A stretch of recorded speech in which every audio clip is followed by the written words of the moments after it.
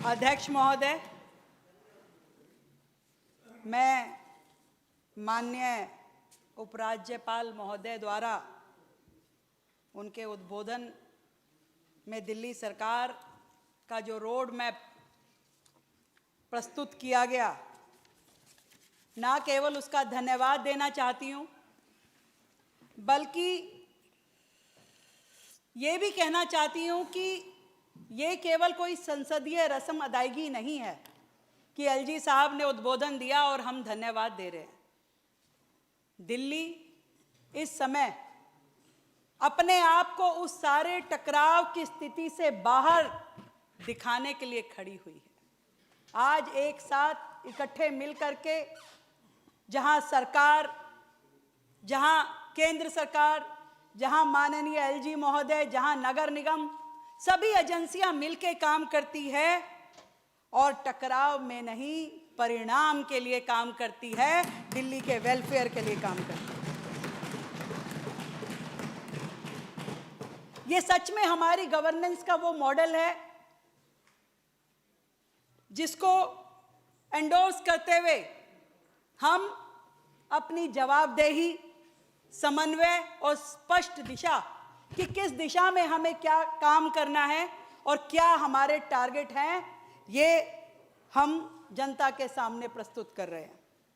सुशासन के साथ साथ संवेदनशीलता, इंफ्रास्ट्रक्चर के साथ साथ इंक्लूजन, और इस पूरे के पूरे हमारे कामों में हम ये बताना चाहते हैं कि हमारी यह सरकार जहां एक और गांधी जी के सर्वोदय को शासन की आत्मा मानती है, वहीं पंडित दीनदयाल उपाध्याय जी के अंत्योदय को अपनी नीति बनाती है। और अटल जी के राष्ट्रवाद पे चलते हुए हम माननीय प्रधानमंत्री नरेंद्र मोदी जी के विकसित भारत के और विकसित दिल्ली के संकल्प को साकार करने के लिए रोजाना लगातार काम कर रहे हैं। और यही कारण है कि दिल्ली में अब शासन और सत्ता प्रदर्शन का काम नहीं है, केवल दिखावे का काम नहीं है, ये सेवा का अभ्यास है जो दिल्ली सरकार करके दिखा रही है। यहां निर्णयों में शोर नहीं है, यहां समन्वय से होते निर्णय हैं।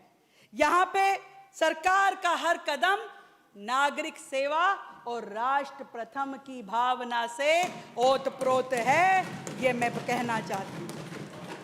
फरवरी 2025 में हमारी सरकार दिल्ली में आई, ऐसा लगा जैसे कि वर्षों के अंधकार के बाद दिल्ली में सूर्य की नई किरण आई है।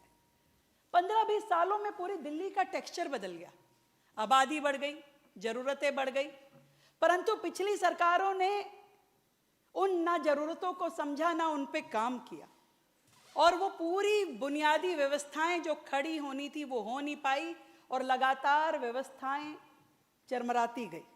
अध्यक्ष महोदय, हमने ये तय किया कि माननीय प्रधानमंत्री नरेंद्र मोदी जी के विकसित भारत के विजन के अनुरूप हम विकसित दिल्ली बनाएंगे, और इसके लिए दिल्ली को देश का एक टॉप सिटी, एक अच्छा सुंदर शहर बनाने के लिए हम सब लोग अपनी पूरी ऊर्जा के साथ, पूरे जोश के साथ दिल्ली को एक सिरे से सजाने के लिए, संवारने के लिए और व्यवस्थित करने के लिए हमारी पूरी टीम काम में जुटी है।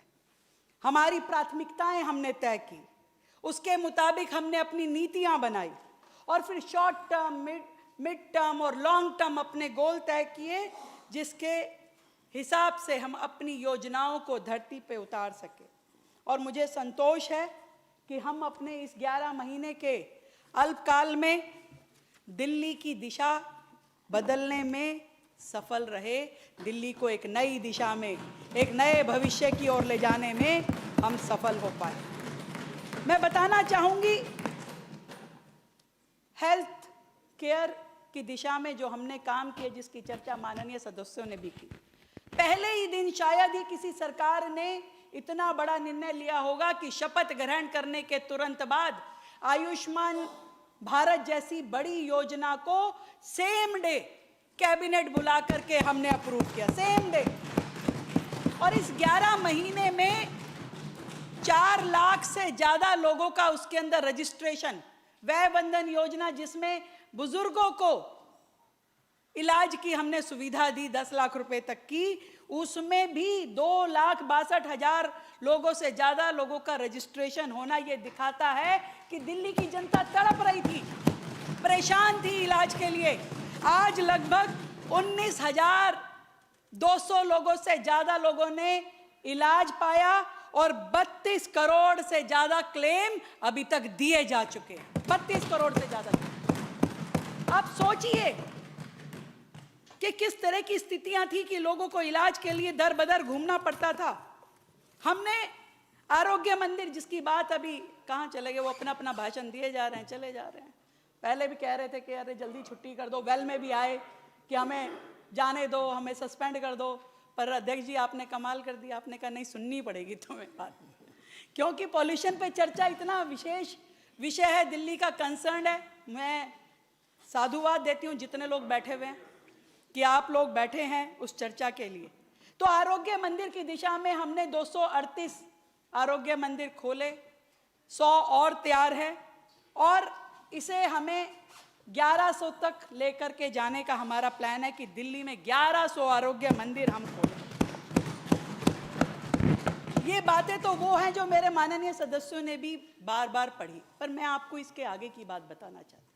हमने जो दिल्ली में एक बहुत ही बेहतरीन काम किया, हॉस्पिटल इंफॉर्मेशन मैनेजमेंट सिस्टम, एक डिजिटलाइज किया हमने पूरे हॉस्पिटल्स के सिस्टम को, जिसमें ऑनलाइन ओपीडी बुकिंग करी, जिसमें डिजिटल प्रिस्क्रिप्शंस अब डॉक्टर्स के द्वारा दी जाती है और हर पेशेंट का मेडिकल रिकॉर्ड आज अस्पतालों के पास है।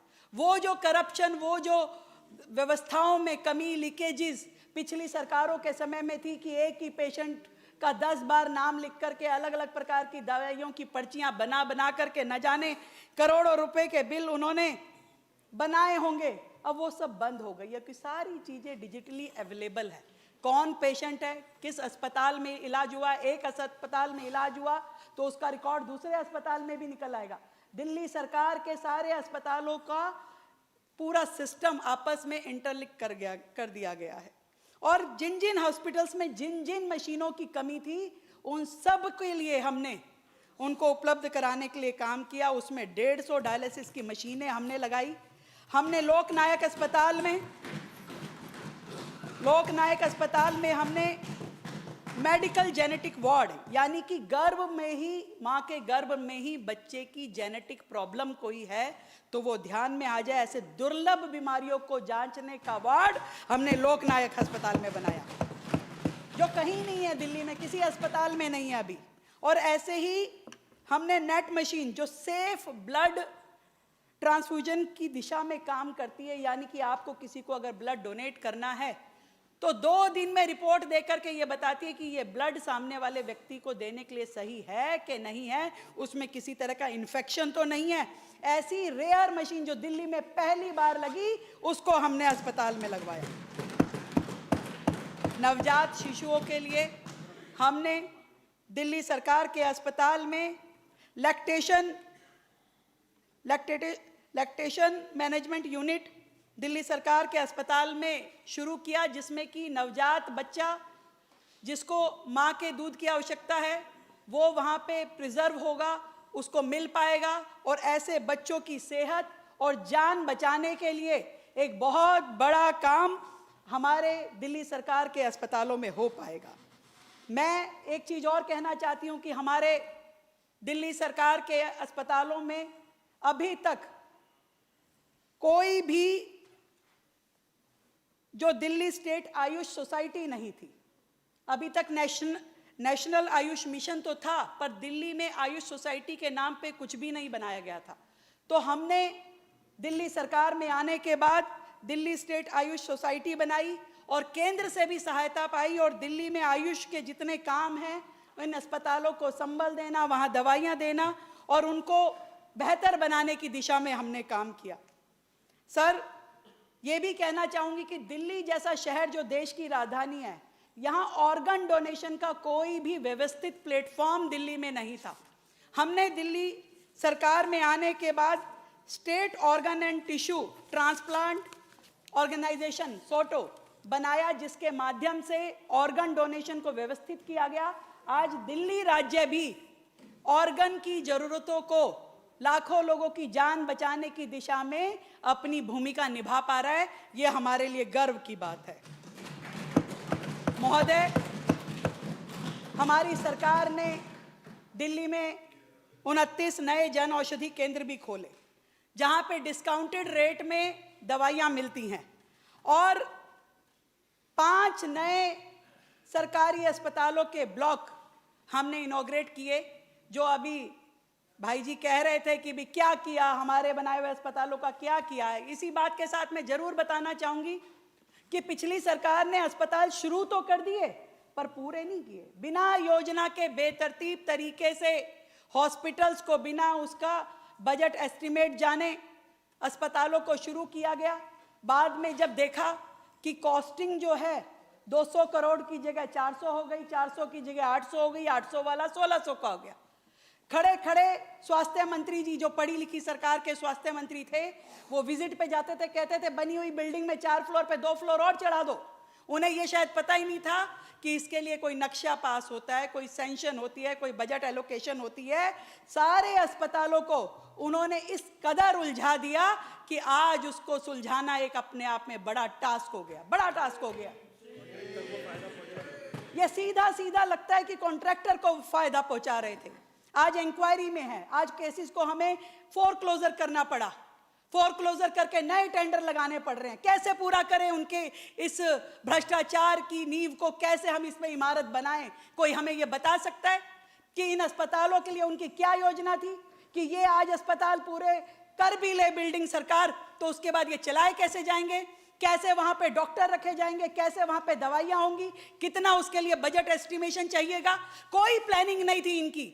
जब आज हमने उन अस्पतालों पे कंसल्टेंट लगाने के लिए टेंडर किए कि भाई कंसल्टेंट बुला करके पूछो, स्पेशलिस्ट बुला करके पूछिए कि भी कोई राय दें, वो बताएं कि इनको कैसे पूरा करें, तो ये लोग कहते हैं अरे ये तो पीपीपी पे दे देंगे, अरे ये तो प्राइवेटाइज कर देंगे।